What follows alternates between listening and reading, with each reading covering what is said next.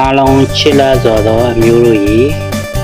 ဒီနေ့တော့ကျွန်တော်တို့နှုတ်ကိုပထုံရဲ့အလားဆုံးဖြစ်တဲ့နဂါဖျားလေးကိုသွားပူကြရအောင်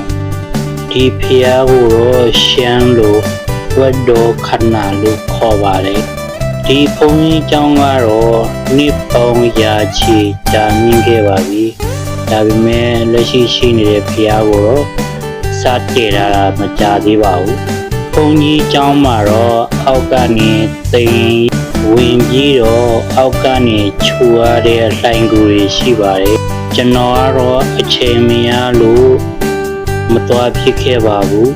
ဒီဖျားပြီးပတ်ချလင်မှာတော့ဓာတ်ပုံရိုက်မဲ့နေရာတွေပန်းကြံတွေအများကြီးရှိပါတယ်ခင်ဗျာဖျားကြီးရဲ့နောက်မှာတော့ထင်းရှူတော်ရှိသလိုအပန်းဖြေမဲ့ကော်ဖီဆိုင်လေးလည်းရှိရခင်ဗျာရောက်ပြီးခဲ့တဲ့သူငယ်ချင်းတွေလည်းဒီဖျားရဲ့ထူးခြားချက်လေးတွေလှပတဲ့နေရာလေးတွေကောမန့်မှာဝင်ကြီးပြီးခဲ့ပါအောင်အဆုံးထိကြည့်ပြီးတဲ့သူငယ်ချင်းတကူချင်းစီတိုင်းကိုလည်းကျေးဇူးအထူးတင်ပါတယ်ခင်ဗျာ